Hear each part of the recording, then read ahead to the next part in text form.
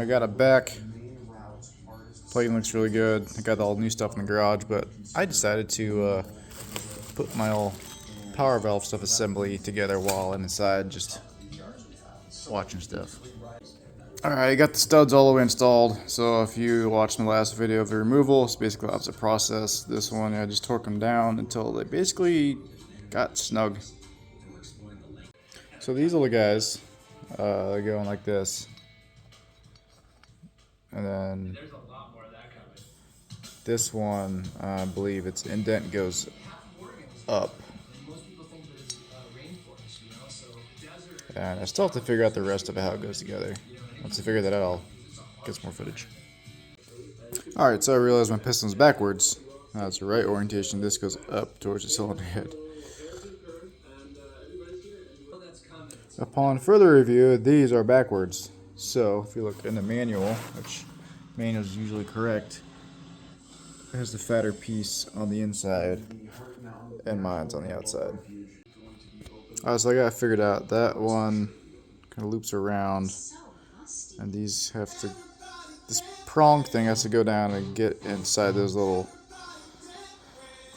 call them power valves, inside of those. So those grooves have to go sit inside of there, and there's a little notch inside of them. Have to sit with a little cross rod. And then this part was kind of tricky trying to figure out how it went together, but I figured it out.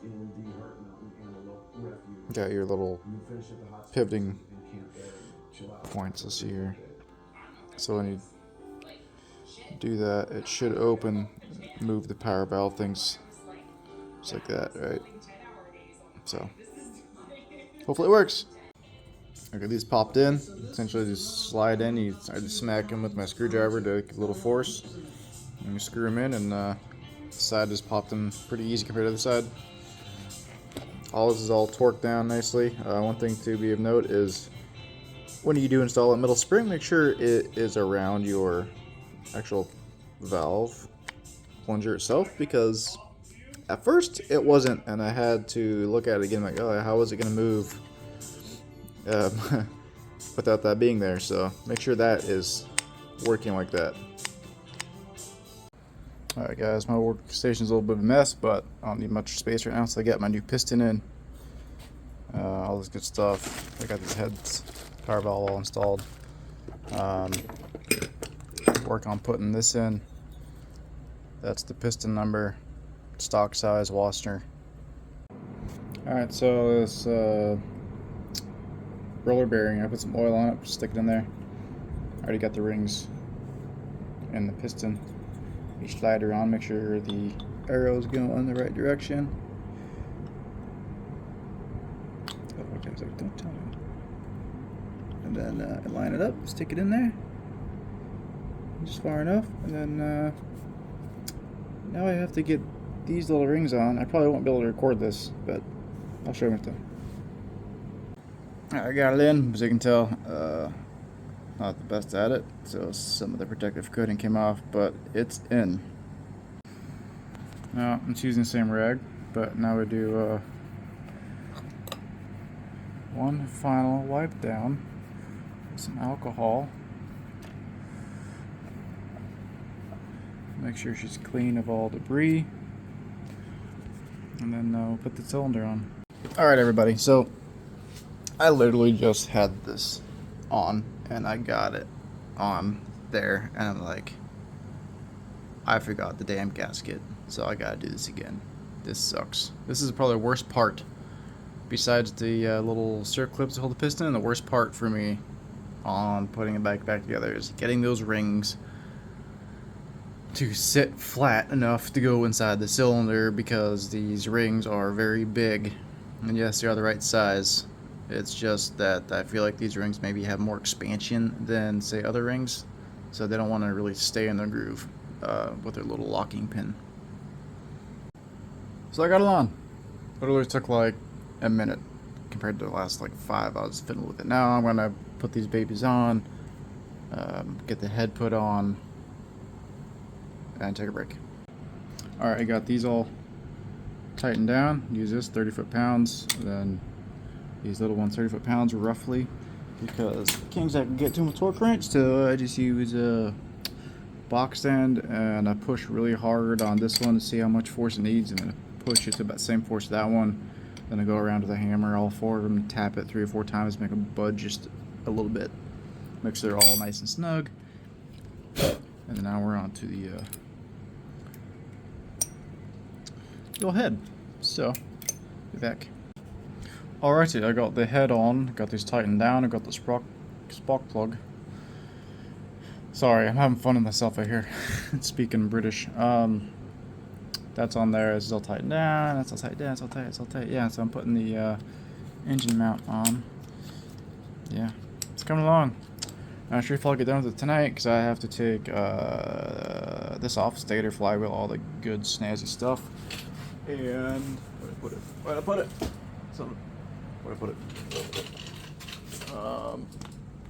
Where did I put it? Is it in here? Fresh spark plugs.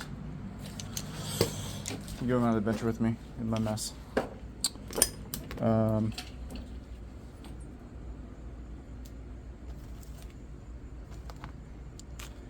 gonna have all of these too. These are for the exhaust. I don't need all these other gaskets. I'm retarded. It was right there. Yeah, the crank seal for the dry side. Now it's time for the reed cage. Alright, so I have mine set up a little differently. I mean, it's not much different. Probably other people serve for that stuff. But you got this bad boy. I got my gasket. Oh, I have an old one on here. Probably could reuse this. I don't know if it's new. Yeah, it's got oil on it. Clean it up quick.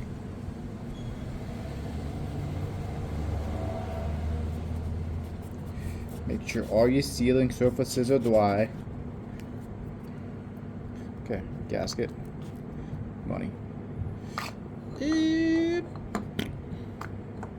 Money. Okay. And my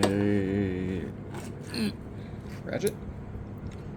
Lovely 1/4 inch 8mm, because I don't have original hardware. And so I don't have original hardware, so I use hex heads. Makes it a lot easier to get in and out. Just go down snug, back up a little bit, make room for the rest.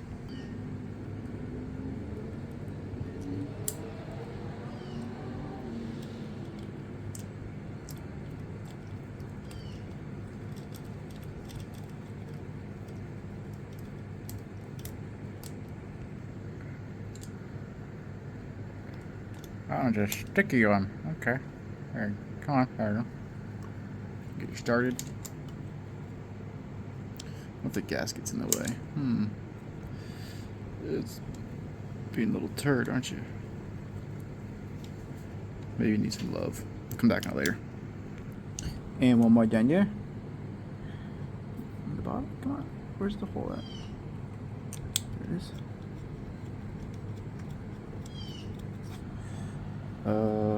Where did it? I'm actually kind of having a hard day keeping track of all my stuff. I started doing this and I forgot the that old gasket right there, and just everything was just kind of feeling off. But so far it's going okay. I haven't lost anything important yet. So we got the carburetor, and I like to fish it kind of down like that first. And a little tricky because it's big, obviously. And then I think I need to take that screw right there. Maybe I have to take it out. We'll see. Oh, I know what's going on. It's stuck.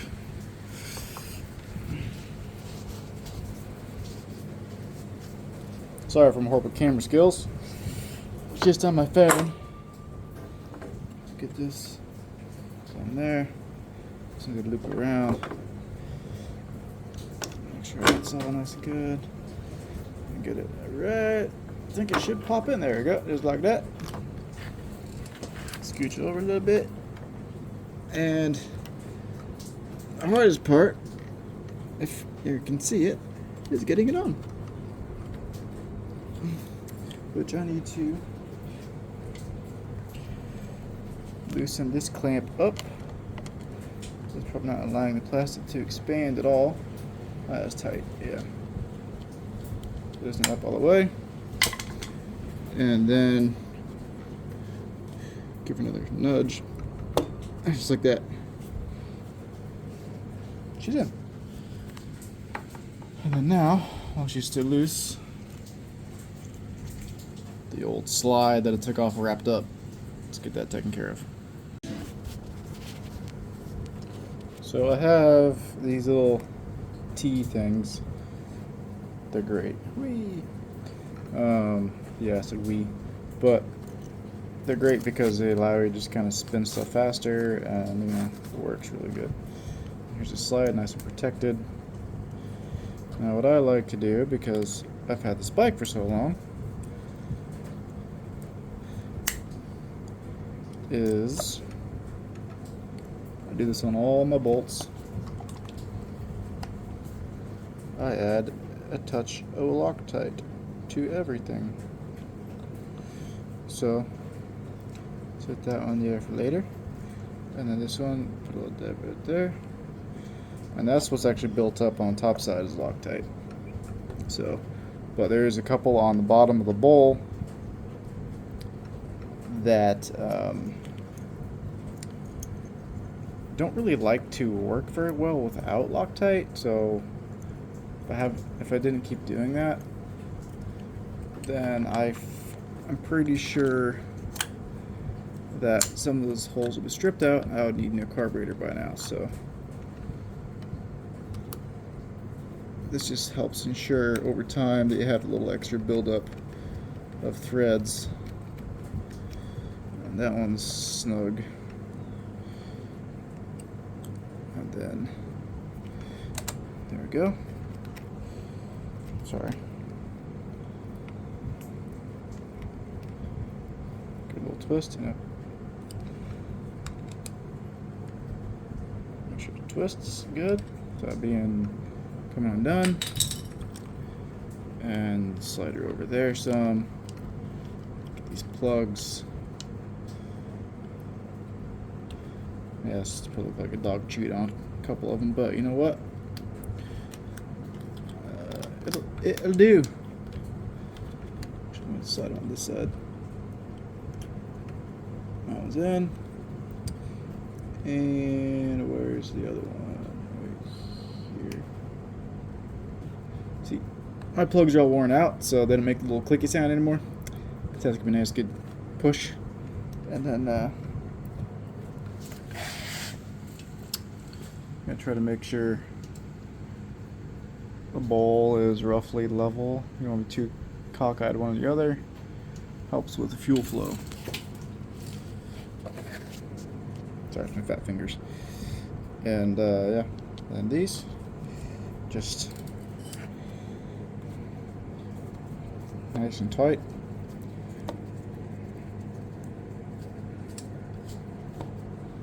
So you don't get no airflow gaps.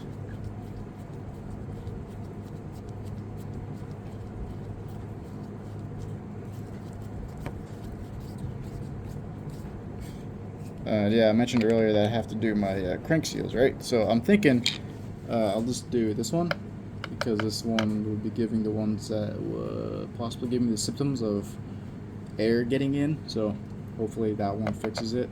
So I really don't want to take apart the other side. I've taken everything apart. The whole, was it this extra casing right there? Got to take apart. So that's what, 2, 3, 4 gaskets and things.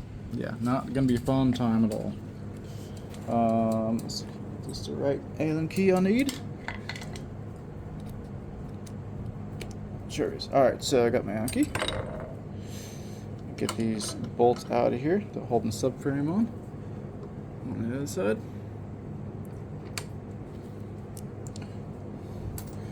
Throw them on the floor. It's like a hot dog, throw them on the ground. Kidding. I probably should have left that loose and think about it, but let's pop it down. Sure that's out of the way. Ah, finger. Out of the way. Honestly, shouldn't spin, but that's fine. It'll do. You gotta look from the top side down. There's a little tiny gap in there. You can kind of look down in there. It's hard to see in the camera, but it allows you to see right here. So I have a little bit of a gap, I think. Pull it into your fingers. Make sure it's snug. Give her one last little quick spin. Make sure you're just caught up, and there you go. And then double check the back. That looks about right. Yeah, looks good. And of course, when you put new cylinder on, you can't forget to plug it in to go fast. Check. We has tank. Tank is on. Yes. And now we get the fun part.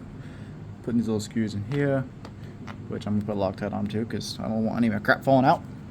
And of course our tank bolts. And we've got to do some plumbing with the fuel, and we'll get these squared away in a minute once I get the tank situated. And then I'll start throwing the seat on the other side plates, and then I haven't done it yet, but I have another bag of goodies because I have to put my power valve stuff all back together still. I might just wait till tomorrow to do that when I do the crank seal. Alright, I skipped some things, but I got the seat on. I want to go put the pipe on, but I gotta put this back together, so I'm doing it today. So I got this on there. Come on, man, thank you. There's on there. Just a little washer. And there's a little retainer. It slips in there. Thankfully, you don't have to slide everything in together. You slide it on. Slide that on. And then put this bad boy in there. Yes, there's Loctite on it. Come on. Come on, man. There we go.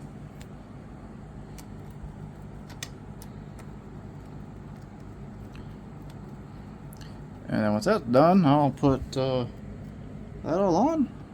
And I can put the pipe on and call it a day. So you guys can't see it, but I done goofed.